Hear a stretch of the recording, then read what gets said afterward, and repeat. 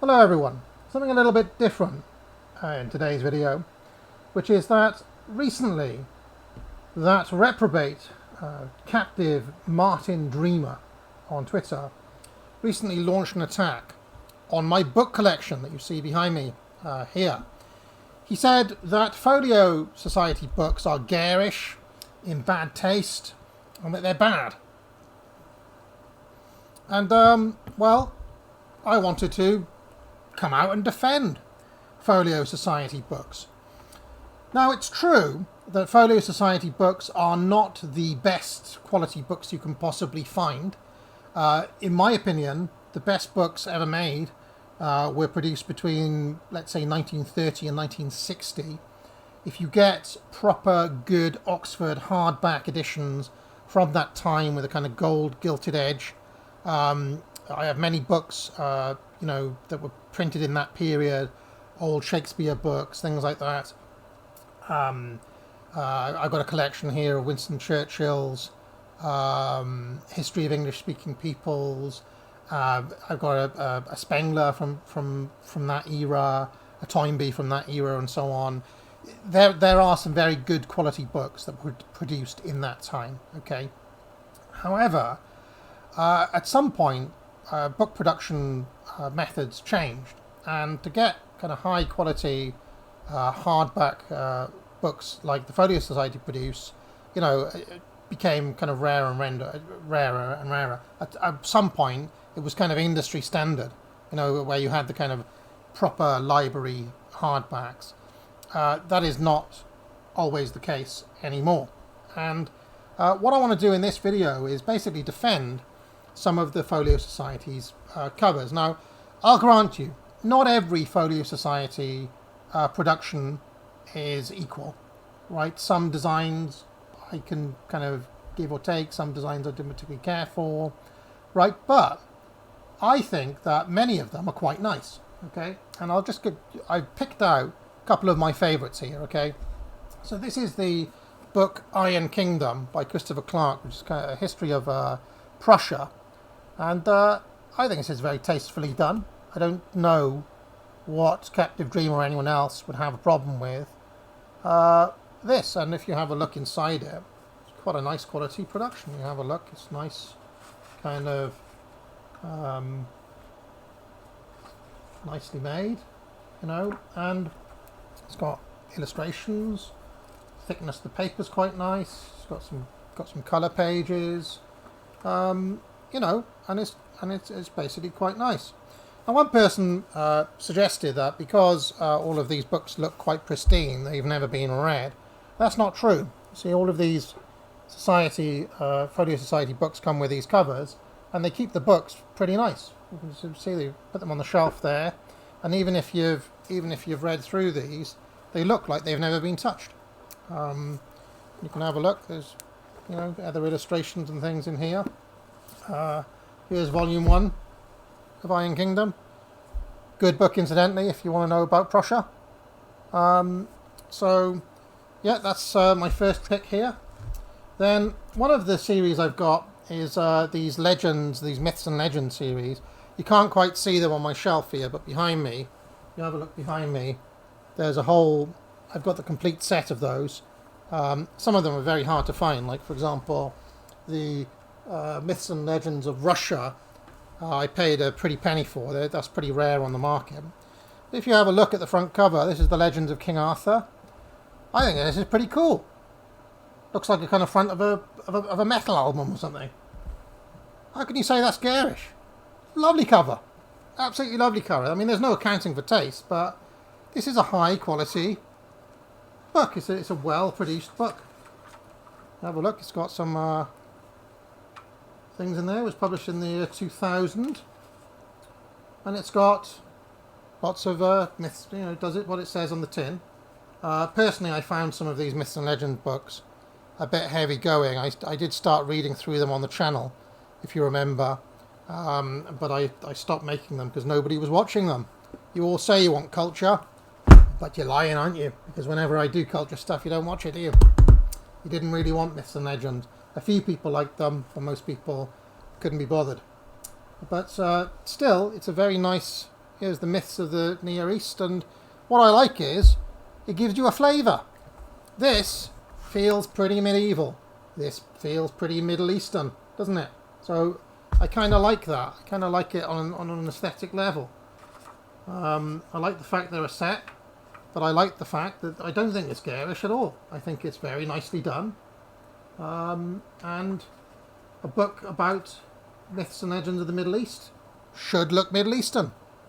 And the Indian ones look Indian too. Another good book, which I really enjoy this one actually. This is John Key's China, a History. I learnt a good deal from this book about the history of China.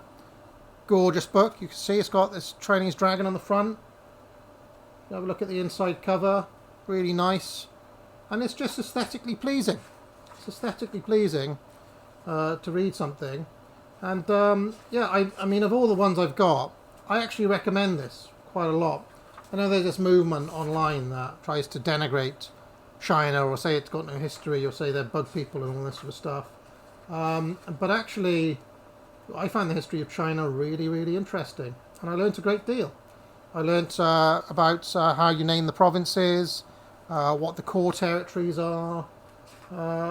Just pick up a lot from books like this. And I like the way it's laid out. The different dynasties. It's kind of good. Popular history is what it is. It's popular history. You know, it's not like the final word on Chinese history, but it's good to get your bearings. There you go. There's the big map. You just read it. You just learn a lot. Pick up a lot from reading books like this. And if you're wondering how I keep them so nice, I have. Somebody got me. I'll just show you here. I've got this stand that I can use. Look. See this stand? I can put this stand up like this. Where is it? There you go. I can put the stand like this. And then I can read a book. Look, I can put the stand out like that. I can just stick it there. It's got these little little thingies to keep the pages in. And look, I can read it like that. See? And it keeps the books really nice. I've got the holder. So yeah, John Key's, people have been wanting me to have a look at these books anyway, so I've used this kind of vicious attack to to look into them. Here's another one, which I kind of like. The Japanese Tales book. You can see that lovely Japanese tree there, and I think some of these Oriental ones are some of the nicer ones that they do. Something about the art that they pick and so on seems to work with the Japanese tales. So there's that one, and then have a look at the edge of the pit. I mean, that's a nice book. Come on, it's a nice book. One of my favourite ones is this one by Lawrence James on the British Empire. Really, really good book. This on the Rise and Fall separates the British Empire into basically 3 different empires, and you can learn all about it. And it's not woke as well, which helps. So there you go. Incidentally, while we're on the subject of British Empire, you see that's got blue edges there. I've got a few good British Empire books which I can go into, maybe in a different video if people are interested. This one is good. I like the one by the Marxist, what's his name, that guy? James something, the guy who wrote the Green Capitalism book. James Hartfield. I like that one. And there's a few others. The Cambridge guys that I mentioned before, they've got a good book. Robertson, I think his name is. And I've just picked one up, actually, a new folio one, which is coming through the post. I haven't read it yet, called Pax Britannica, written by a man called James Morris, who later, bizarrely, transitioned to become a woman called Jan Morris, or Jan Morris, in the 70s. Like, did it way before anybody else. But anyway, this book, this Pax Britannica book, looks fascinating because it takes kind of snapshot anecdotes from all around the empire, and it's pretty kind of well, it's not woke, despite what the author went on to do. And finally, one of my favourite ones is this one, the Icelandic sagas. Come on, come on! If that was the front of a Christopher Lee metal album, you'd be loving it. Garish my arse. Lovely book, beautiful book. And again, this is another really really good book. This one. I'll just show you some of the maps in it. Hold on, I'll show you some of the maps in it here. There's the map of Iceland, and this has got all the sagas in it, all the Viking sagas, the Norse sagas and things. Haven't read them all, I have to admit, but I have dipped in, and this has got some interesting artwork as well. So yeah, just a little look at some Folio Society books. I defend them. I think they look good. Maybe your taste differs, maybe you agree with Captive Dreamer, but I thought I'm not going to let this slander go. I want to defend the Folio Society. Pick up a course at the academic agency, promo code Scorcher, and I'll see you soon. It's the academic agency summer sale. Use the promo code Scorcher. 25% off all courses. Scorcher. Get it now. Scorcher. Scorcher. Scorcher. Promo code Scorcher. Scorcher.